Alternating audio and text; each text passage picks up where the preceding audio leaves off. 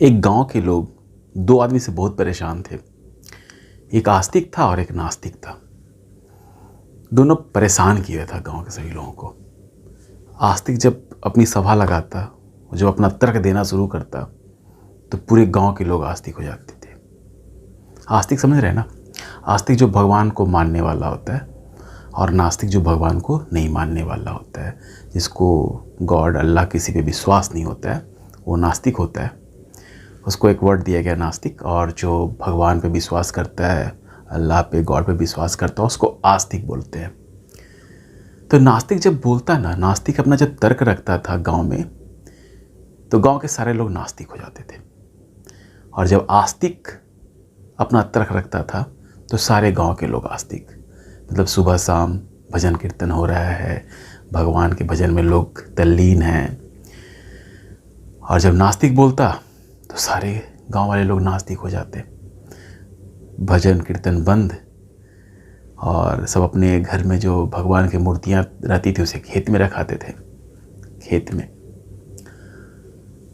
एक बार गांव वाले बोले कि अरे यार, तुम लोग तो बड़ा परेशान किए हुए हो। ऐसा करो ना कि पहले तुम लोग डिसाइड कर लो, बैठ के अपने ही बहस कर लो कि आस्तिक अच्छा होता है या नास्तिक। और जो होगा वही हम लोग मानेंगे। रोज़ रोज़ का ये लफड़ा सही नहीं है कि कभी मूर्ति लाओ और कभी मूर्ति रखो। तो बात तय हुई एक दिन कि इसी दिन होगा बहस दोनों में। तो गांव के बीचों बीच एक व्यवस्था किया गया और आस्तिक और नास्तिक को बैठा के बोला कि चलो अब तुम लोग गप करो, बहस करो और बताओ अच्छा कौन है, आस्तिक है या नास्तिक। दोनों बैठा अपना, आस्तिक अपना तर्क दे रहा था, नास्तिक अपना तर्क दे रहा था। एक दिन पूरा बहस हुआ, कोई रिजल्ट नहीं निकला। दूसरा दिन बहस हुआ, कोई रिजल्ट नहीं हुआ। तीसरा दिन स्थिति ये हो गई कि आस्तिक जो भगवान को मानने वाला था, नास्तिक का तर्क सुन सुन करके नास्तिक हो गया। और जो नास्तिक था वो आस्तिक का तर्क सुन सुन करके आस्तिक हो गया।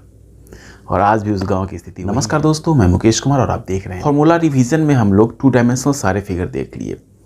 अब 3 डायमेंशनल फिगर देखते हैं। 3 बीमा वाला फिगर देखते हैं जिसमें लंबाई, चौड़ाई और मोटाई भी हो, कहीं कहीं गहराई और ऊंचाई की भी बात की जाती है। तो हम लोग 3 डायमेंशनल फिगर में क्या क्या बात करेंगे?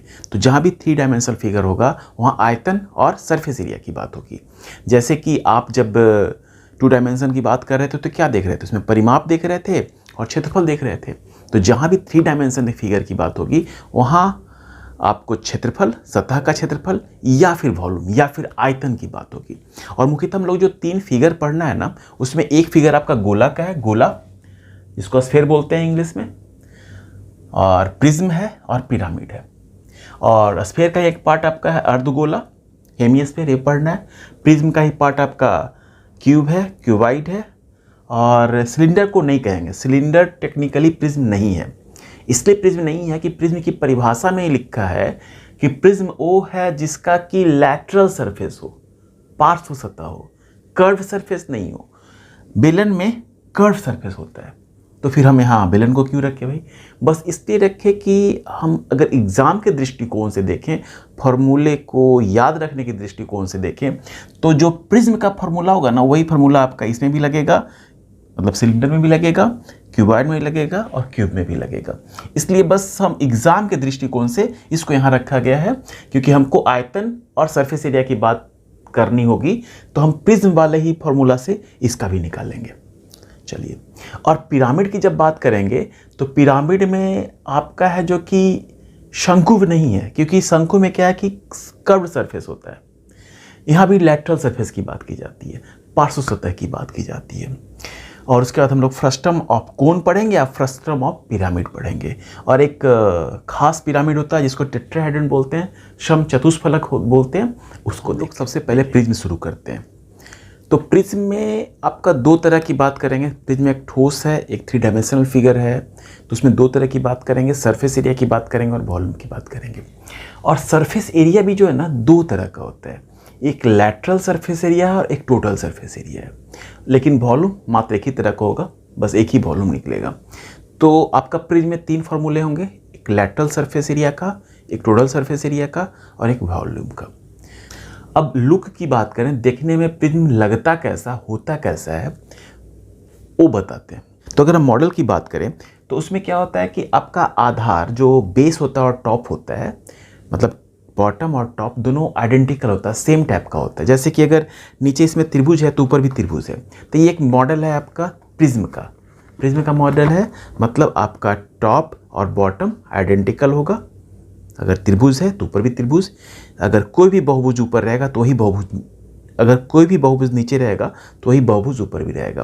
त्रिभुजाकार हो सकता है, चतुर्भुजाकार, पंचभुजाकार, छः भुजाकार, षटभुज हो सकता है, ऑक्टागन हो सकता है, कुछ भी हो सकता है। तो टॉप और बॉटम दोनों आइडेंटिकल हो तब उसको हम लोग प्रिज्म करते हैं। इसमें से क्या है, ये त्रिभुजाकार बेस और टॉप वाला है, ये क्या है आपका वर्गाकार, आपका टॉप भी है, बॉटम भी है, टॉप भी है। तो भी को निकालना हो इसका लैटरल सरफेस एरिया, तो लैटरल सरफेस एरिया क्या हुआ, लैटरल सरफेस मतलब ये जो सतह हुआ ना टॉप और बॉटम को छोड़ देने के बाद जो सरफेस बचा, इसका एरिया की बात करा, जो कि लैटरल सरफेस होता है। अगर टोटल एरिया की बात करा तो लैटरल के साथ साथ टॉप और बॉटम दोनों का एरिया की बात करा। और वॉल्यूम की बात करा तो वॉल्यूम पूरा एक ही होगा, एक ही वॉल्यूम होगा किसी भी ठोस का, जो आपका प्रिज्म की बात करें तो ये जो तीन फार्मूले हैं इसको ध्यान में रखना है जी। यही तीन फार्मूला आपका क्यूब में भी लगेगा, क्यूबाइड में भी लगेगा और सिलेंडर में भी लगेगा। जो हम लोग को तीन पढ़ना है ना, क्यूब, क्यूबाइड और सिलेंडर, तो तीनों में ही फार्मूला लगेगा। जैसे अगर हम पार्श्व सतह की क्षेत्रफल की बात करें, अगर इस जो पार्श्व सतह की क्षेत्रफल की बात करें तो आधार का परिमाप गुने ऊंचाई होता है, मतलब पेरीमीटर ऑफ बेस। जैसे ये बेस हुआ, इसका लंबाई और चौड़ाई हुआ, तो किसी भी ट्रायंगुलर हो चाहे चतुर्भुजाकार कुछ भी हो, सबका आप आधार का परिमाप तो निकाल सकते हैं। तो आधार का परिमाप निकालिए और उसको इस हाइट से, जो हाइट है पिरामिड का, जो हाइट है प्रिज्म का, उससे गुना कर देंगे ना तो आपको पार्श्व सतह का लैटरल सरफेस का एरिया निकल जाएगा। क्या हो जाएगा कि आपको आधार का परिमाप को इसके हाइट से गुना कर देने से आपको लैटरल सरफेस का एरिया निकल जाता है, जो लैटरल सरफेस हुआ जो। और टोटल सरफेस के लिए क्या करते हैं, आपका ये तो लैटरल सरफेस एरिया निकला, उसमें टॉप और बॉटम को जोड़ देते हैं। तो बॉटम का ही एक का एरिया निकाल दिए और उसको 2 से गुना कर दिए, या फिर एरिया ऑफ द बेस, आधार का क्षेत्रफल, उसको 2 से गुना कर देंगे और उसमें LA से जोड़ देंगे तो टोटल सरफेस एरिया हो जाएगा। और जब वॉल्यूम की बात करते हैं तो वॉल्यूम क्या होता है आपका, आधार का क्षेत्रफल गुने ऊंचाई। हमको वॉल्यूम और पार्श्व सतह के क्षेत्रफल में ध्यान देना है जी। यहाँ पेरीमीटर ऑफ द बेस है, यहाँ क्या है area of the base. Height दोनों जगह है, यहाँ भी हाइट है, यहाँ भी हाइट है, लेकिन यहाँ पेरीमीटर की बात करेगा जब क्षेत्रफल की बात करेंगे, जब वॉल्यूम की बात करेंगे तो एरिया ऑफ बेस की बात करेंगे। मतलब इसका जो बेस अगर चौकोर है तो इसका एरिया निकाल करके इसके हाइट से गुना कर देंगे तो किसी भी प्रिज्म का वॉल्यूम निकल जाएगा। चलिए, ये तो आप प्रिज्म समझ गए। अब हम लोग देखते हैं इसी प्रकार आपका क्यूब होता है और क्यूबाइड भी होता है, और आपका सिलेंडर का भी एरिया इसी तरह से। घन की बात करते हैं तो घन में क्या है कि आपका जो बेस है, ये बेस एक वर्ग होगा। अगर ये भुजा A है तो इसका हाइट भी A ही होगा, मतलब इसका लंबाई चौड़ाई और ऊंचाई तीनों बराबर हो। A और A तीनों अगर A मान लें तो ये जो बनेगा एक वर्ग बनेगा। तो वर्ग का अगर कहा जाए, एक वर्ग भी एक क्या है, एक प्रिज्म है जिसका बेस, लंबाई और चौड़ाई A ही हो और हाइट भी उसका A ही हो, समान ऊंचाई हो। जितना लंबाई है उतना ही चौड़ाई है, उतना ही ऊंचाई है, तो वो एक घन हो जाता है। और घन भी एक प्रिज्म है क्योंकि इसका बॉटम और टॉप दोनों समान, एक समान आइडेंटिकल है। तो अगर हम इसकी वॉल्यूम की बात करें तो वॉल्यूम क्या होगा, हम बताए थे किसी भी प्रिज्म का वॉल्यूम क्या होता है, आधार का क्षेत्रफल को A से गुना कर दीजिए। तो इसका आधार A/A है तो A स्क्वायर के A से गुना कर देंगे हाइट से, तो इसका वॉल्यूम एक ही हो जाएगा। अगर लैटरल सरफेस एरिया की बात करें, लैटरल सरफेस, इस चारों तरफ का जो पार्श्व सतह है, पार्श्व सतह के क्षेत्रफल की बात करें तो क्या बताया था, इसका परिमाप, तो इसका परिमाप क्या है 4A। किसी भी वर्ग का परिमाप 4A होता है। 4A को इसके हाइट A से गुना कर देंगे तो 4A स्क्वायर हो जाएगा। ये लैटरल पार्श्व सतह की बात करें तो। अगर टोटल सरफेस की बात करें तो लैटरल तो रहेगा ही, उसमें टॉप और बॉटम जुड़ जाएगा। और एक सतह A स्क्वायर है तो 4A square plus 2A square मतलब 6A स्क्वायर हो जाएगा। अब इसमें एक डायगोनल होता है। डायगोनल क्या होता है इसमें जी, डायगोनल जो है ना, इस कोना से चल करके इस लास्ट वाला कोना से चला जाएगा। कभी कभी ऐसा प्रश्न पूछता है ना कि एक है जो कि घनाकार एक बड़ा रूम है, तो उसमें सबसे बड़ा डंडा क्या रखा जा सकता है? तो वही डंडा रखा जा सकता है जो इसका डायगोनल का लेंथ होता है। तो डायगोनल का लेंथ निकालने के लिए कुछ नहीं, जितना भुजा है ना √a² + a² + a²। अब घनाभ की बात करते हैं। घनाभ जिसके लंबाई, चौड़ाई और ऊंचाई तीनों अलग अलग हो। अगर इस फिगर की बात करें तो लेंथ अलग है, इसका विड्थ या फिर चौड़ाई इसका अलग है, इसका हाइट इसका अलग है, इसका लेंथ अलग हो, इसका चौड़ाई अलग हो और हाइट अलग हो, जिसको हम H से, L से और B से डिनोट करें यहाँ। तो ये भी एक तरह का क्या है? ये भी एक तरह का प्रिज्म है जिसका बेस, आधार और टॉप दोनों आइडेंटिकल है, तो ये भी एक प्रिज्म ही हो गया। तो इसका अगर वॉल्यूम निकालने की बात करी जाए तो ये बेस का एरिया उसको हाइट से गुना कर देंगे।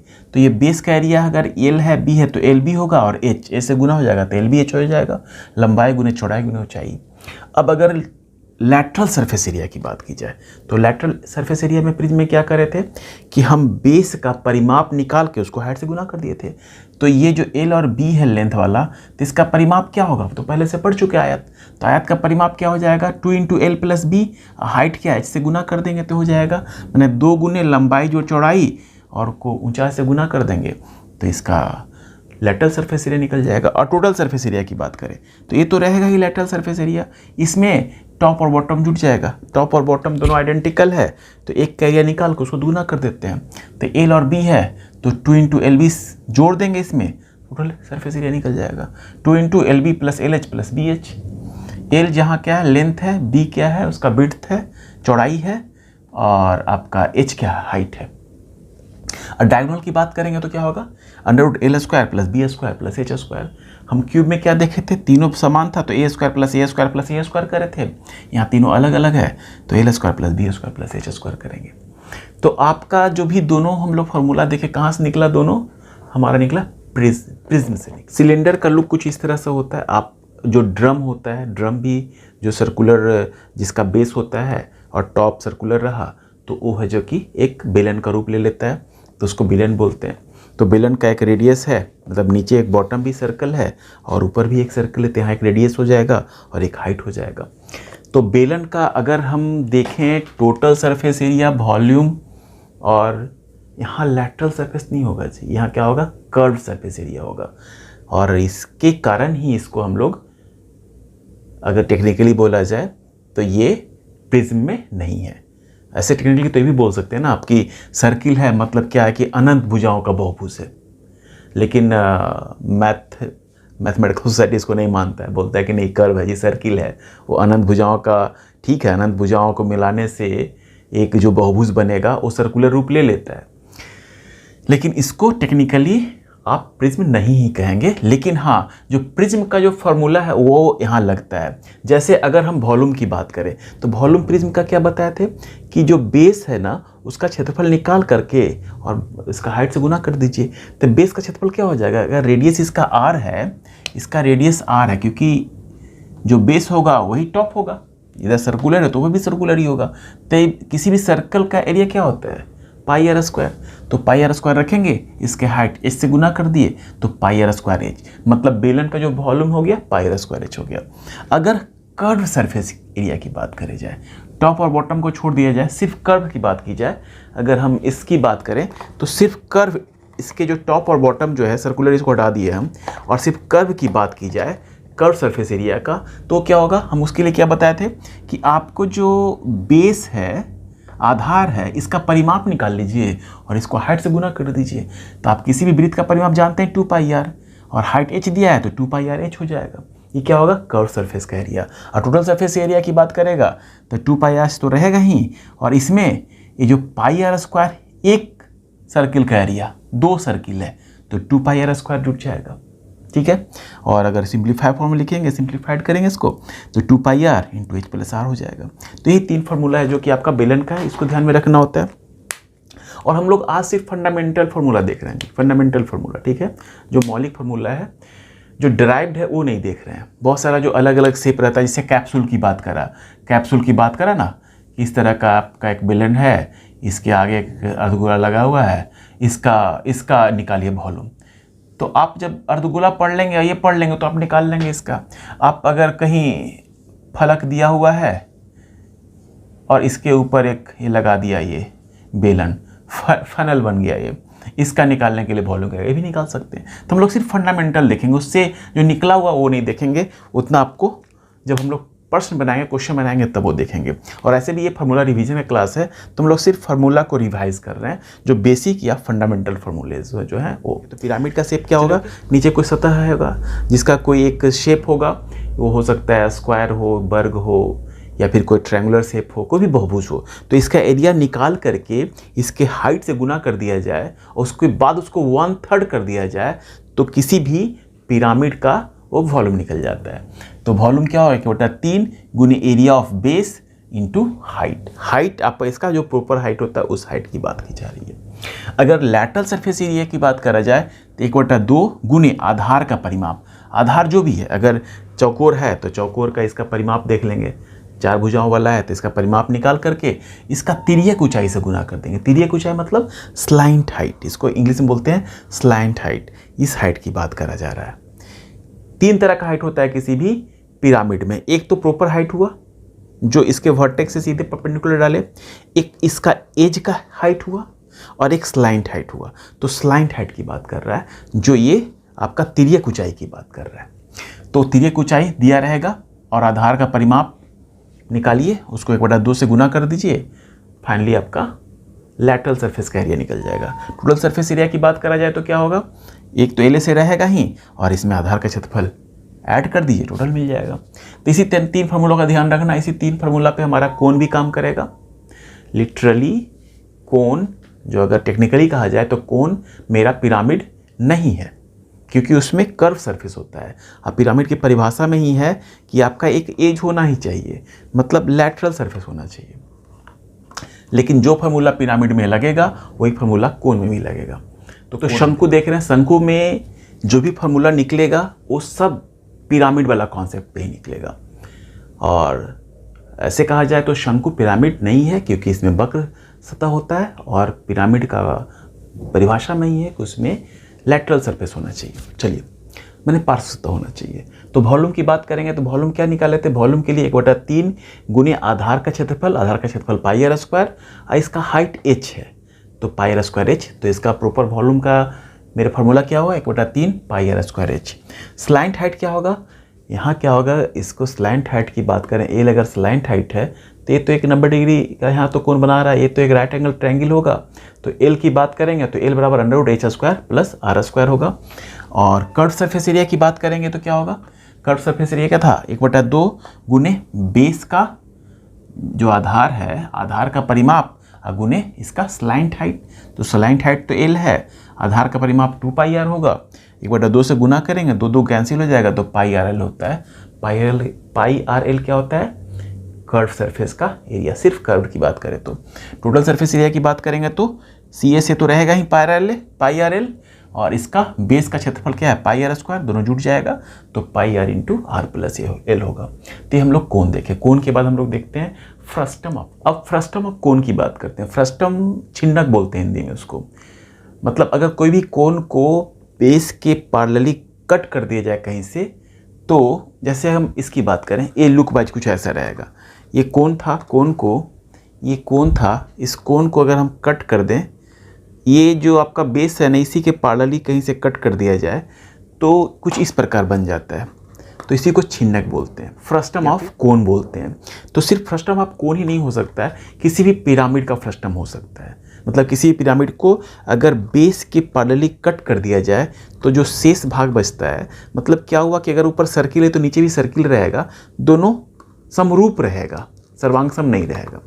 जैसे अगर यहाँ स्क्वायर रहेगा तो नीचे भी स्क्वायर बचेगा, लेकिन इसका एरिया अलग होगा, इसका एरिया अलग होगा। और यहाँ है जो कि अगर हम सिर्फ कोण की बात कर रहे हैं, फ्रस्टम ऑफ कोण की बात कर रहे हैं, तो नीचे भी एक सर्कुलर बेस होगा और टॉप भी सर्कुलर होगा, लेकिन दोनों का रेडियस अलग अलग होगा, क्योंकि ये पार्ट किसका है, एक कोण का ही पार्ट है, बस ऊपर से कट करके निकाल दिया गया है। तो ये कैसे फार्मूला है, तो इसको तो जब हम लोग पूरा थ्योरी से पढ़ेंगे, पूरा शुरू से पढ़ेंगे, तब इसको देखा जाएगा कैसे निकला ये। बेसिकली अभी हम लोग क्या कर रहे हैं, सिर्फ रिवीजन कर रहे हैं फार्मूला का। तो सारे फार्मूले को एक बार हम लोग रिकॉल कर लेते हैं। तो अगर हम इसके स्लाइंट हाइट की बात करें, किसी भी फ्रस्टम जो अगर कोन के फ्रस्टम की बात करें तो स्लाइंट हाइट जो होता है, ये जो एल होता है H square plus capital are में से स्मॉल आर, ये बड़ा वाला रेडियस है, को घटा करके होल स्क्वायर कर देते हैं तो यही आपका एल निकलता है। और अगर वॉल्यूम की बात करें तो किसी भी फ्रस्टम का, किसी भी पिरामिड के फ्रस्टम का जो वॉल्यूम होता है 1/3 तो रहेगा ही। आपको याद होगा निकालने के लिए, किसी वॉल्यूम निकालने के लिए 1/3 तो रखना ही रखना है, क्योंकि पिरामिड की बात हो रही है और इसके हाइट को रखना ही रखना है। 1/3 गुने एच तो रहेगा ही। और कोष्ट में क्या होगा, ये जो बेस है, बेस का एरिया A1 बेस का एरिया है, A2 उसके टॉप का एरिया है, तो A1 प्लस A2 बेस का एरिया टॉप का एरिया दोनों को जोड़ देंगे और उसमें एक और क्या जोड़ेंगे, अंडर रूट कर करके A1 और A2 को गुना कर देंगे, मतलब बेस एरिया और टॉप के एरिया को गुना करके उसको अंडर रूट कर देंगे तो हमको वॉल्यूम निकल जाएगा। ये किसी भी फ्रस्टम, किसी भी पिरामिड के फ्रस्टम के लिए ये काम करेगा। अब यहाँ अगर सर्कल है, क्योंकि ये कोन का फ्रस्टम है, तो सर्किल के लिए क्या करेंगे, अगर बेस का एरिया की बात करेंगे तो बेस का एरिया पाई आर स्क्वायर हो जाएगा, कैपिटल आर है तो पाई आर स्क्वायर, इसका ऊपर रेडियस स्मॉल आर है तो पाई स्मॉल आर स्क्वायर, 1/3h तो होगा ही। और A1 इंटू A2 करेंगे तो पाई आर स्क्वायर स्मॉल वाला into pi capital R square, तो इसको फिर और सिंप्लीफाई करेंगे तो 1/3 pi H small R square plus capital R square plus under root small R into capital R होगा। ये आपका वॉल्यूम होगा। किसका वॉल्यूम होगा, फ्रस्टम ऑफ कोन का। अगर कर्व सरफेस एरिया की बात करेंगे तो किसी भी फ्रस्टम जो कि आपके पिरामिड्स का होगा तो 1/2 गुने एल तो होगा, एल स्लाइंट हाइट होगा एल, और P1 प्लस P2 आपका बेस का परिमाप और उसका टॉप का परिमाप को जोड़ देंगे। अगर हम कोन के कर्व सरफेस एरिया की बात करें तो 1/2 गुने एल 2 पाई आर इसका और ऊपर वाले का 2 पाई आर स्मॉल वाला आर होगा। इसको और सिंप्लीफाई करेंगे तो 2 कैंसिल हो जाएगा, पाई और एल, पाई तो सब में पाई कॉमन हो जाएगा, pi L into small R plus capital R हो जाएगा। तो ये कर्व सरफेस एरिया किसका हुआ, फ्रस्टम ऑफ कोन का। टोटल सरफेस एरिया में क्या करेंगे, ये तो रहेगा ही, जुट क्या जाएगा, नीचे का क्षेत्रफल और ऊपर का क्षेत्रफल, pi small R square plus capital R square. तो हम लोग फ्रस्टम ऑफ कोन भी देख लिए। पिरामिड के एक स्पेशल केस टेट्राहेड्रन की बात करते हैं। टेट्राहेड्रन क्या होता है ना कि इसका बेस तो ट्रायंगुलर होगा ही, और ट्रायंगुलर बेस का जो साइड होगा एक समबाहु त्रिभुज होगा। अगर एक साइड ए है तो तीनों साइड ए ही रहेगा, और उसके बाद जो इसका एज है ना, एज का भी जो लेंथ होगा वो भी ए ही रहेगा, और हर एक समबाहु त्रिभुज होता है। तो इसमें क्या होगा, इसका लुक कुछ इसी तरह रहेगा जी, ठीक है ना। तो अगर हमको निकालना है कर्व सरफेस एरिया, मतलब अगर हमको इसका लैटरल सरफेस एरिया निकालना है तो 3 को एरिया निकलेगा, 1, 2 और 3 का निकलेगा, और एक समबाहु त्रिभुज है, एक समबाहु त्रिभुज है और एक का भुजा ए है, तो इस समबाहु त्रिभुज क्षेत्रफल क्या होता है, √3/4a स्क्वायर। तो √3/4a स्क्वायर को 3 से गुना कर देंगे तो लैटरल सरफेस एरिया निकल जाएगा LA से। तो इसको अगर सजा के लिख दें तो 3√3/4a स्क्वायर। और अगर टोटल सरफेस एरिया की बात करें तो ये तो 3 हुआ ही, एक बॉटम वाला भी हो जाएगा, तो 4 सरफेस हो जाएगा, 4 सरफेस हो जाएगा इसका, तो 4 इंटू √3/4a स्क्वायर, क्योंकि एक का एरिया क्या हो जाएगा, अगर साइड ए है तो √3/4a square, 4 cancel, √3a square हो जाएगा। हाइट ऑफ द टेट्राहेड्रन, अगर इसकी हाइट की बात करें तो इसका हाइट कैसे निकालते हैं, तो इसका हाइट निकालना आसान है, निकाला जा सकता है। वैसे आप इसको याद कर लीजिएगा, √6/3 ये होता है किसी भी टेट्राहेड्रन, ठीक है। तो इस हाइट को याद रख लेना है, √6/3a होता है। अगर भुजा दिया हुआ हो तो टेट्राहेड्रन का हाइट निकाला जा सकता है।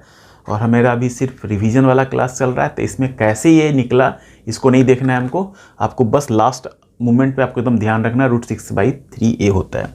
और वॉल्यूम की बात करें तो वॉल्यूम क्या होता है, 1/3 होता है, हाइट तो होगा ही, और उसके बाद एक जो आपका बॉटम है उसका एरिया, तो बॉटम का एरिया √3/4a स्क्वायर, क्योंकि समबाहु त्रिभुज है, √6/3a, और इसको मल्टीप्लाई करेंगे तो AQ/6√2 होगा। इसको भी ध्यान रखना है जी।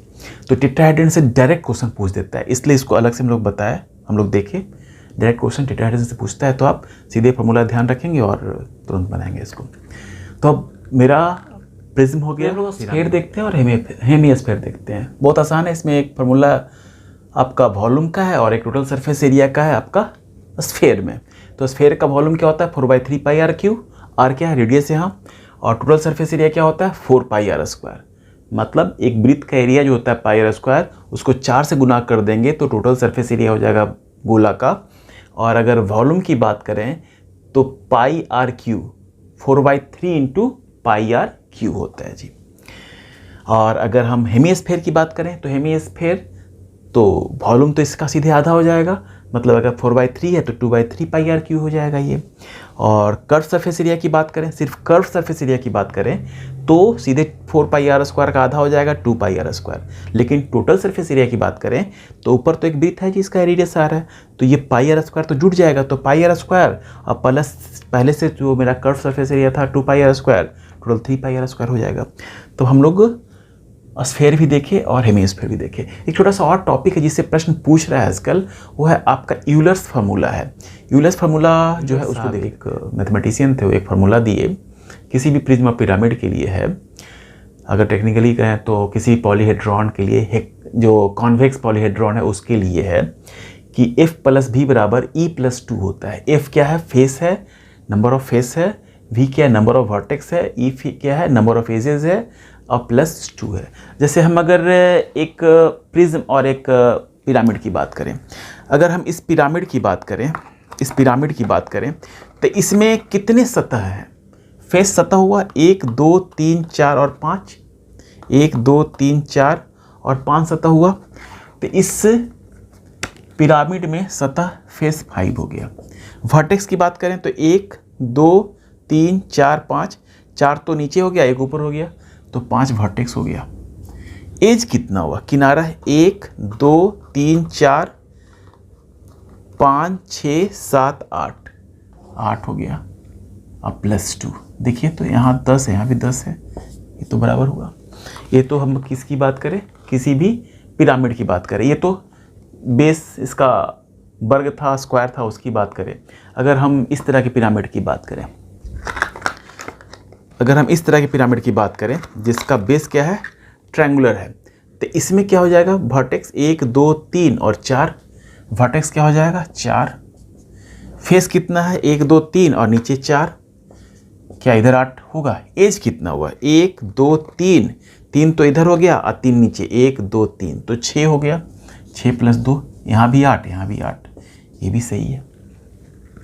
तो प्रश्न पूछता कैसे है, क्या आप बोल देगा ना कि कोई पॉलीहेड्रन बता देगा जिसका फेस समथिंग है, वर्टेक्स समथिंग है, बताइए उसका एज क्या होगा। तो आप इसी फार्मूला को लगा करके देखेंगे। तो ये सिर्फ पिरामिड के लिए नहीं है, प्रिज्म के लिए भी होगा ये। जैसे इस प्रिज्म की बात करें तो इसमें सतह कितना हुआ, 1 2 3 4 5 6, तो आपका फेस कितना हो गया 6, और इसका वर्टेक्स कितना हो गया 1 2 3 4, 4 तो यहाँ हो गया, 4 यहाँ हो गया, 8 वर्टेक्स हो गया।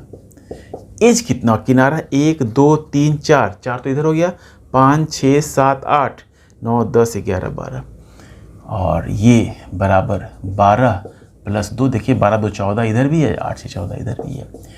तो ये जो यूलर साहब द्वारा दिया गया था फार्मूला, इसको ध्यान रखना है। और इस फार्मूला का यूज़ आपको कभी एज और वर्टेक्स दे देगा तो फेस निकालने के लिए बोलेगा, कभी फेस और वर्टेक्स दे देगा तो एज निकालने बोलेगा। तो इसी का यूज़ कर करके इस फार्मूला का ध्यान रखना, याद रखना। इस फार्मूला से बहुत सारे प्रश्न बनते हैं और आजकल पूछा जा रहा है। चलिए फिर आज हम लोग 3D पूरा कंप्लीट किए, और अगला जो हम लोग देखेंगे वो ज्योमेट्री का पार्ट होगा, और ज्योमेट्री के जो फार्मूले होंगे उसको रिवाइज करते हैं। चलिए ओके मिलते हैं फिर अगले क्लास में ज्योमेट्री में।